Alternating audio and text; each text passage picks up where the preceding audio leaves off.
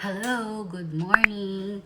So, 1 week duty ako ngayon kasi last week is 1 week day off din ako dahil nga sa kanilang holiday. So, yung kapartner ko ang nag-duty ng New Year nila. So, 1 week siya kasi nga hindi rin naman kami makakabalik sa work kasi walang bus. So, ako naman ngayon is for yung Kippur kasi nga wala din namang bus ulit. So, stay tayo ngayon. Ngayon, kakataas ko lang ng duty ko, ang side duties ko sa bahay.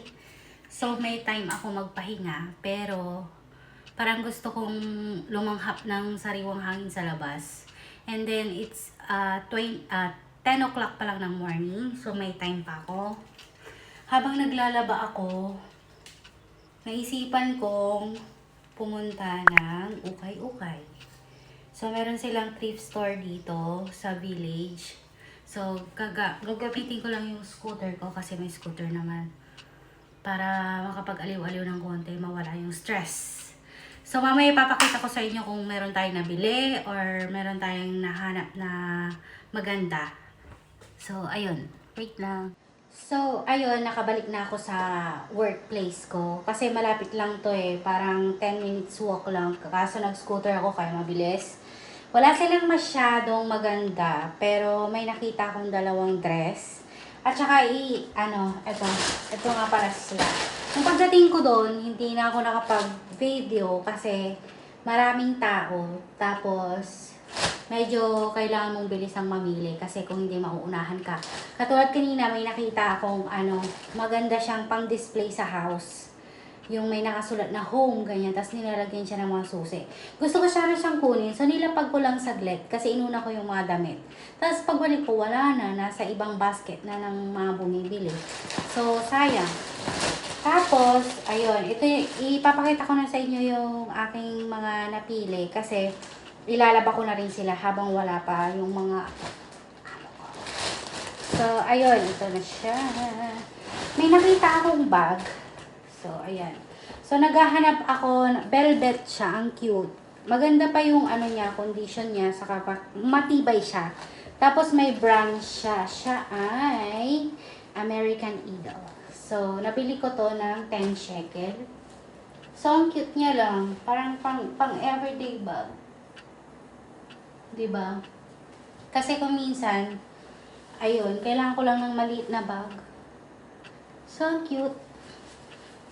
Parang marami din naman siyang malalagay sa loob. Saka, ewan ko ba kung bakit, ayaw na sa kanya ng may-ari. Kasi maganda pa siya, oh. Ang cute. So, good deal tayo dito sa velvet na, ano ba to? Purple, maroon, or pink? Dark pink. Hindi ko na lang tumingin ng kulay. So, maganda siya, in fairness. So, sulit naman yung 10 shekel natin. Tapos, meron ako nakitang parang boyfriend polo. Ano ba yung tawag dito, mga boyfriend, chuchu, ek. Yan.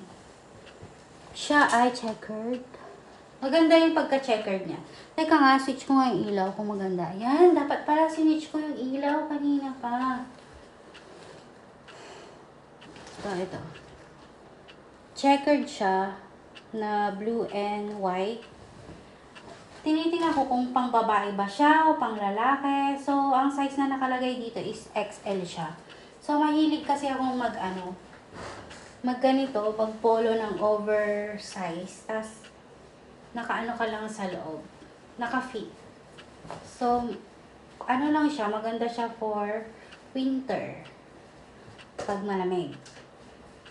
So, ilabang muna natin siya, tapos mamaya i-style natin. Tapos, meron akong nakita long dress. So, ang brand naman nito is, yung brand ng ating polo is H&M. So, maganda din yung tela niya, hindi siya basta-basta. So, 10 shekel din siya. May nakita tayong long dress. Very long. As in, talagang tama lang naman siya sa akin, kaso talagang umaano siya dun sa sahig. So, siguro, ipapaputulan ko siya ng onte. Papaputulan ko siya ng onte. Mga ganyan. Para hindi siya madumihan pag sinusot ko. Ang ganda niya, nung sinukat ko siya doon, ang ganda niya, as in. Castro naman yung brand niya and size medium. So, medium talaga ang size ko. Tapos, meron pa akong nakitang isang dress. Super bulaklakin. So, ito naman, ang brand niya is Mango. Super press ko lang nung tela niya. Ang ganda. Ang soft. So, pero nung sinot ko siya, medyo masikip siya dito sa aking shoulder. Siguro kasi medyo malapad ako. Pero tama lang naman siya. Insakto lang. Tapos ito naman yung haba niya. Hindi masyado siyang So, okay lang siya. Tapos, papakita ko na rin pala sa inyo yung nakuha ko sa Pilipinas. Ukay-ukay din pala ako sa Pilipinas, tapos dinala nila siya dito. So, ganun ako ka-addict sa ukay-ukay. Pero actually, yung binibilihan ko nito is kumari ko din. At kung mapapanood nyo yung dati kong mga vlog about sa ukay-ukay is sa kanya ako talaga bumibili ng dress. Mga something. Tapos pinapadala ko dito. So, meron akong nabili sa kanya. Ito din is bulaklaking din. Ayan. Ang cute din nito. Kaso yun nga lang, okay lang naman yung size niya sa akin. Meron ako nabilang isa pa. Yung may nabili ako isang orange. Yung orange naman is super malaki. Pero ang ganda din ng tela. Parang ganito sa H&M ko na nabili. Kaso, hindi ko na siya dinala dito kasi lalagay ko na siya ulit sa box kasi ipapahalter ko siya. Tapos, yung isa naman is brown and brown siya. So, co-ord siya. Siguro, ang size nun is medium. Yung top is okay siya sa akin. So, gagamitin ko na lang siya pag winter. Pero yung short, pinahalter kasi siya. Kaya medyo masikip siya sa akin. Kung sana hindi siya pinahalter na medium yun, is kasya siya sa akin. So, this one size of, ayun lang, hindi ko alam kung paano to. Size 42. Okay lang naman siya. Medyo maluwag ng konti. Pero okay lang. And this one naman is wrap dress. Tie-dye yung color niya. Size in medium. Kaya okay lang din siya sa akin. So, dinala ko siya dito para mailaba. At mai-style natin siya. Ayun. Tapos, may dalawa ako nakaraan na nakitang pants. This brand niya is Zara. So, hindi siya kasya sa akin actually. Pero, kinuha ko lang siya kasi baka gusto ni Sarah yung anak ko. So, ipapadala ko siya sa Pilipinas. And then, ito pa, isa. Kung sinong kakasyahan sa Pilipinas. Kasi sayang naman, kasi bago pa siya. Tapos Zara. So, tapos 10 shekel. So, sino ka para tumanggi sa 10 shekel? Zara, 10 shekel. Mabibili mo kaya to dito ng ano? O yan o, 169. 170. Ang mahal kaya nun. So, ayun lang. So, medyo na-refresh na ako kasi medyo hindi ko alam nung vacation ko ng 1 week, nagtrabaho lang naman ako ng 3 days.